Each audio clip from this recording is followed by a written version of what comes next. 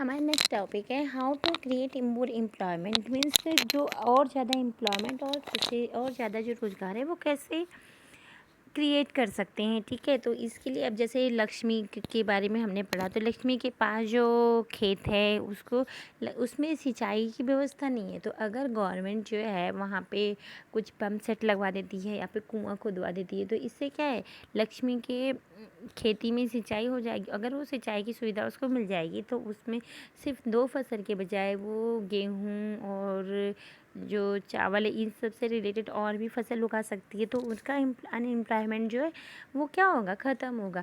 इसके साथ साथ अगर जैसे लक्ष्मी के गांव में अदर जो हैं फार्मर, उनके साथ भी मतलब ये किया जाए या फिर पूरे गांव के लिए नहर बनवा दी जाए या फिर बांध सरकार लगवा दे, तो क्या होगा, वहाँ के जो सारे किसान हैं सबको क्या मिलेगा, पानी मिल जाएगा। और प्लस क्या करें कि सरकार जो है, गवर्नमेंट जो है, अगर अगर गवर्नमेंट जो है लोन दे अदर्स जो कृषि से रिलेटेड जो टेक्नोलॉजी से रिलेटेड नए नए कॉन्सेप्ट्स आते हैं, प्लस भी टूल्स वगैरह ये सब अगर प्रोवाइड करवाए, लोन दें इन सबको ख़रीदने के लिए, तो क्या होगा, तो इस तरह से जो और किसान हैं उन लोग की खेती अच्छी हो जाएगी, उनका अनएम्प्लॉयमेंट दूर होगा। तो अगर इसके बाद ये होता है कि अनएम्प्लॉयमेंट दूर हो गया, खेती भी ज़्यादा होने लगी, तो अब वो लोग क्या करेंगे, अगर खेती ज़्यादा हो गई कि हाँ उनकी फैमिली मेम्बर जो हैं उनका उससे काम चल जाएगा पूरा, ठीक है। तो अब वो लोग क्या चाहते हैं, एक्स्ट्रा अगर हो जाएगा तो लोग सोचेंगे मार्केट में बेचें। और अगर पूरे गांव के जो फार्मर हैं उनकी खेती बहुत अच्छी हो रही है, वो लोग मार्केट में भेजना चाह रहे हैं, तो फिर क्या होना चाहिए, तो गवर्नमेंट को ये करना चाहिए कि ट्रांसपोर्ट व्यवस्था अच्छी करनी चाहिए, रोड जो है अच्छी हो जानी चाहिए, जिससे कि जो ट्रक है वो सब वहाँ तक उनके गांव में पहुँचे और वो लोग क्या अपना जो सामान है मंडी में लाके बेच सके। और अगर मंडी में जब ज़्यादा चीज़ें हो रही तो गवर्नमेंट को कोल्ड स्टोरेज वगैरह बनवाना चाहिए, जिससे कि क्या हो, आप किसान अपनी अपनी फसल को वहाँ पे स्टोर कर सके, गोडाउन वगैरह में स्टोर करे, और उसके बाद जब उसकी सही कीमत मिले तो उनको वो बेच सके। तो इस तरह से क्या होगा कि जो ये फार्मर्स हैं या फिर प्राइमरी सेक्टर है उनका अनएम्प्लॉयमेंट जो है, जिसे हम हिडन अनएम्प्लॉयमेंट कहते हैं, ये क्या होगा, दूर होगा। और इसी तरह से जो जंगल के बगल में रहते हैं लोग, वो जैसे जंगल के बगल में कोई गांव है तो जंगल में देखिए जो है हनी बीज़ बहुत रहती हैं, तो वहाँ पे गवर्नमेंट को ये चाहिए कि वो लोग जो हनी है उसको कलेक्ट करने के लिए सेंटर बना देना चाहिए, जिससे कि उन लोगों को एम्प्लॉयमेंट मिले। अब यहाँ पे अगर बात किया जाए तो इंडिया में 5 to 29 ईयर्स के बीच के जो लोग हैं उसमें 61% जो है, सॉरी 60% बच्चे को जो है उनको स्कूल जाना चाहिए, लेकिन स्कूल जो है सिर्फ और सिर्फ 51% बच्चे जो है स्कूल जाते हैं।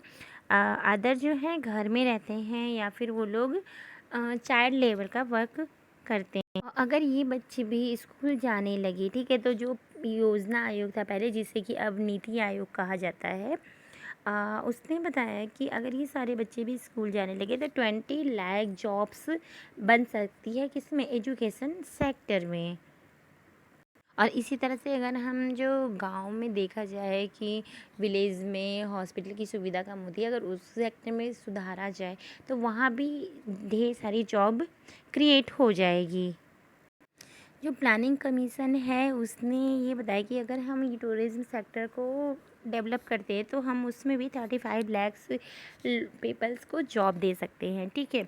अब बात करते हैं right to work. Right to work means government की एक योजना है जिसमें कि ये है कि हर किसी को काम करने का अधिकार है, ठीक है। तो आपने नाम सुना होगा मनरेगा, यानी कि Mahatma Gandhi national rural employment guarantee act 2005। तो इस एक्ट के अंदर क्या हुआ था कि जो ग्रामीण बेरोज़गार हैं, ठीक है, जो विलेजर्स हैं अनएम्प्लॉयड, तो उनको 100 डेज़ का वर्क सरकार की तरफ से दिया जाएगा। अगर उनको ये नहीं मिलता है तो उसके बदले में सरकार जो है, गवर्नमेंट उनको क्या देगी, अनएम्प्लॉयमेंट अलाउंस देगी। तो ये जो मनरेगा है, Mahatma Gandhi national rural employment guarantee act, तो इसमें क्या है, 1 साल में 100 डेज़ का वर्क मिलता है। और इसमें नहर को खोदना, सड़कें बनाना, तालाब बनाना, ये सारे जो कंस्ट्रक्शन वर्क है गांव के जो डेवलपमेंट के लिए होना चाहिए, वो गवर्नमेंट करवाती है। ठीक है। तो स्टूडेंट, अब हम बातें करते हैं कि जो सेक्टर्स हैं वो कुछ ऑर्गेनाइज्ड है, कुछ अनऑर्गेनाइज्ड है। अब देखिए, जब आप किसी गवर्नमेंट जॉब करते हैं, ठीक है, तो उसमें क्या होता है कि आपकी टाइमिंग है कि आप सुबह 8, साढ़े 8 या 9 बजे जाते हैं, ठीक है, शाम को 5:30 बजे तक घर वापस आ जाते हैं। और उसके बाद फिर आपको हर मंथ में क्या मिलती है, सैलरी मिलती है कि हाँ, निश्चित डेट पे सैलरी मिल जाती है। उसके बाद आपको मेडिकल फैसिलिटीज़ मिलती है और बहुत सारी चीज़ें जो हैं वो आपकी जो डेली लाइफ के लिए, आपकी छुट्टियां भी मिलती हैं कि हाँ, और कि 1 साल में इतनी छुट्टी आपको मिलेगी, ये सारी चीज़ें। और वो जो छुट्टियां जब आपको मिलती हैं तो आपके मतलब पे भी, यानी कि आपके पैसे भी नहीं काटे जाते हैं उसके लिए। और उसके सारे रूल्स हैं। प्लस जब आप जॉब करते हैं तो आपको फॉर्म वॉर्म फिल करवा दिया जाता है कि हाँ, आपको जॉब से कोई निकाल नहीं सकता है, इस टाइप का।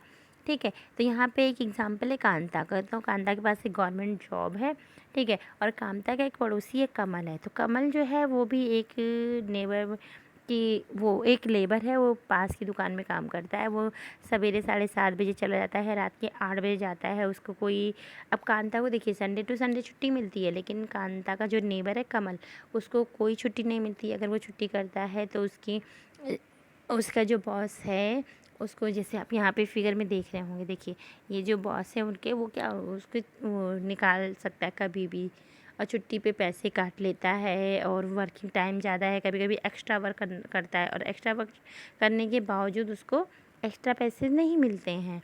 ठीक है। और उसको कभी भी वो जो उसका बॉस है कमल को निकाल सकता है जॉब से। ठीक है। अभी जो कांता है वो ऐसे फर्म से आती है, मतलब ऑर्गेनाइज सेक्टर से आती है, जहाँ के सारे रूल्स फॉलो किए जाते हैं। और कि मिनिमम वेज कितनी है ये फिक्स है कि हाँ, उससे कम किसी को नहीं दिया जा सकता है। और सारी फैसिलिटीज़ प्रोवाइड की जाती है। लेकिन कमल जो है वो अनऑर्गेनाइज सेक्टर से रिलेट करता है, तो इसलिए उसकी वेज भी फिक्स नहीं है, उसकी सैलरी भी, एक दिन उसकी कोई छुट्टी नहीं है, उसकी सैलरी कट सकती है, उसको कभी भी जॉब से निकाला जा सकता है। जो अनऑर्गेनाइज सेक्टर है ये छोटे होते हैं और स्कैटर्ड होते हैं, फैले होते हैं, आपस में जुड़े नहीं होते, किसी से किसी का लिंक नहीं होता है। अब जैसे कि आपके पास कोई शॉप है, ठीक है, और उस शॉप में आप चाहते हैं कि हाँ, ये मेरी शॉप है, तो इसमें आपकी ही मर्ज़ी चलेगी। अब आप अपने शॉप में किसी वर्कर को रख रहे हैं कि हाँ भाई, हम तुमको पर डे जो है 100 रुपीज़ देंगे, और आपके बगल में ही कोई और है शॉप वाला, उसने वर्कर को रखा कि नहीं, हम आपको 70 रुपीज़ से ज़्यादा नहीं देंगे। तो मीन्स क्या है, आप उससे जाके लड़ाई कर सकते हैं? नहीं कर सकते हैं। तो इस तरह की चीज़ें जो हैं, इससे बहुत ही प्रॉब्लम क्रिएट हो जाती है। तो इस तरह से जो बहुत सारे लोग हैं जिनके पास एम्प्लॉयमेंट नहीं है, वो ये जो स्कैटर्ड हैं, वो इस अनऑर्गेनाइज्ड सेक्टर से रिलेटेड हैं, ठीक है, जो कि दिन भर बहुत ही मेहनत करते हैं, लेकिन उनकी इनकम बहुत ज़्यादा नहीं है। इसी में आपके जो ये स्ट्रीट पे जो अपना ठेला लगाते हैं, और ये जो छोटे छोटे स्मॉल फार्मर होते हैं, वो लोग भी इसी कैटेगरी में आते हैं, अनऑर्गेनाइज सेक्टर।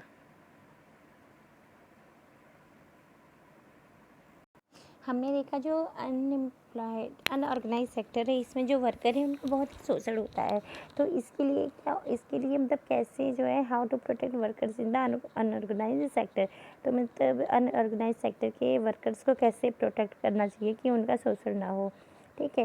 1990 में देखा गया था कि जो वर्कर्स थे, उन्होंने बहुत ज़्यादा लोगों ने अपनी जॉब गंवा दी थी। ठीक है, अपनी जॉब छोड़ छोड़ चुके थे, और फिर उनके ऊपर प्रेशर पड़ा था, क्योंकि जॉब अगर नहीं है तो कैसे काम, तो मतलब उनकी अर्निंग कैसे होगी, उनकी फैमिली कैसे चलेगी। तो इसलिए उनके ऊपर बहुत ज़्यादा प्रेशर था प्राइवेट फर्म में जाने का। तो इस तरह से उन्होंने प्राइवेट फर्म ज्वाइन किया। ये लोग कौन हैं जो कि ये हमें जिनको सपोर्ट करना है, मीन्स कि कौन से लोग हैं जिनको प्रोटेक्शन की ज़रूरत हो। तो जैसे रूरल एरियाज़ में अनऑर्गेनाइज सेक्टर में जो लैंडलेस एग्रीकल्चरल लेबर हैं वो, और स्मॉल फार्मर्स हैं वो, शेयर क्रॉपर्स हैं, आर्टिजन्स, इस तरह के जो लोग हैं, ब्लैक स्मिथ वगैरह, इन लोगों को प्रोटेक्शन की ज़रूरत पड़ती है। तो जो गांव और जो शहर हैं उनके वर्कर्स, ठीक है, वो उनको ज़रूरत है प्रोटेक्शन की, ठीक है। इसके अलावा अगर हम देखा जाए schedule tribes and backward community जो है, जो कि अनऑर्गेनाइज सेक्टर से आते हैं, उनको खैर अनएम्प्लॉयमेंट की तो प्रॉब्लम तो है ही।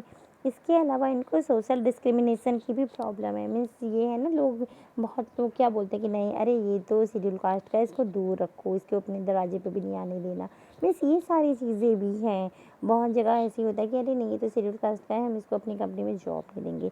तो मीन्स इन लोगों को तो सोशल डिस्क्रिमिनेशन भी प्रॉब्लम है इनके लिए। तो ऐसे लोगों को क्या करना चाहिए, गवर्नमेंट को सपोर्ट करना चाहिए और प्रोटेक्शन देना चाहिए। अब ये जो सेक्टर्स है, ठीक है, हमने इसके बारे में बात तो कर ली, लेकिन इसमें एक और टर्म्स होता है पब्लिक और प्राइवेट। अब पब्लिक क्या होता है? पब्लिक मीन्स ऐसे सेक्टर्स जो गवर्नमेंट के अंडर में हैं, ठीक है। अब जैसे कि ये जो बहुत बड़े बड़े सेक्टर्स होते हैं, जैसे कि रेलवे हुआ, पोस्टल हुआ, और पोर्ट हुआ। पोर्ट यानी कि बंदरगाह जो समुद्र के किनारे होते हैं, वो सारी चीज़ें मतलब जो हैवी है। तो इसमें क्या है, गवर्नमेंट इन्वॉल्व होती है। तो इसमें क्या है, किसी भी तरह के लोग जो है एम्प्लॉयमेंट पा सकते हैं। ऊपर से ये पब्लिक इसलिए क्योंकि इसको हर तरह के लोग जो हैं इसमें जा सकते हैं, इसका यूज कर सकते हैं। अब प्राइवेट वो होती है जिसमें जो किसी एक आदमी या फिर किसी एक कंपनी की ऑनरशिप में होती है, जैसे कि टाटा स्टील कंपनी है, रिलायंस इंडस्ट्रीज़ है, ये सब क्या है, ये सब प्राइवेट है। अब जो प्राइवेट सेक्टर्स है, इनका मेन मोटिव होता है अर्निंग का, कि प्रॉफिट मिल। अब देखिए रिलायंस वालों ने जियो निकाला, ठीक है, तो जियो में मेन क्या है उनका, कि 10 तरह की स्कीम निकाली है कि ये डेटा, इतना डेटा मिलेगा, इतना ही मिलेगा। और लेकिन उन्हें एक कंडीशन लगा दी शुरू में, क्या, कि जियो का जो सिम है वो खाली जियो के मोबाइल में फिट होगा। तो इस तरह से क्या हुआ कि उनके तो जियो का सिम यूज़ करने के लोगों ने क्या किया, एक तो शुरू में उन्होंने फ्री में जियो का सिम दिया, ठीक है। तो क्या हुआ, लोगों ने जियो का मोबाइल ख़रीदा प्लस सिम का, 50 रुपये की सिम मिलती है, 150 रुपये की सिम मिलती है, लेकिन उन्होंने क्या किया, जियो का मोबाइल भी ख़रीद लिया, कंपनी का प्रॉफिट हुआ। वहीं पे अगर देखा जाए तो गवर्नमेंट ने BSNL लगाया, तो गवर्नमेंट ने ये नहीं कहा कि नहीं, अगर आपको BSNL चाहिए तो आपको BSNL का फ़ोन भी लेना होगा, ऐसा तो कहा नहीं। तो सेम यही चीज़ें हैं कि जो प्राइवेट है, वो प्राइवेट फर्म अपना प्रॉफिट देखती है पहले, और जो गवर्नमेंट है वो अपना प्रॉफिट नहीं देखती है, वो लोगों को सुविधा प्रदान करने के बारे में सोचती है कि हाँ, किस तरह से लोगों को फैसिलिटी दी जाए।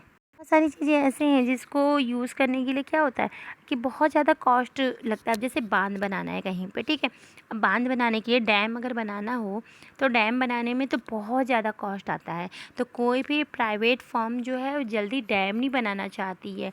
क्यों नहीं बनाना चाहती? क्योंकि इतना कॉस्ट कौन देगा। और या फिर अगर पब्लिक से भी कलेक्ट करवाएं तो इतने उसमें करोड़ों रुपए लगते, करोड़ों अरबों रुपए लगते, तो पब्लिक से कलेक्ट करना बहुत मुश्किल है। तो इस तरह के ये जो सारे वर्क हैं ये गवर्नमेंट करती है।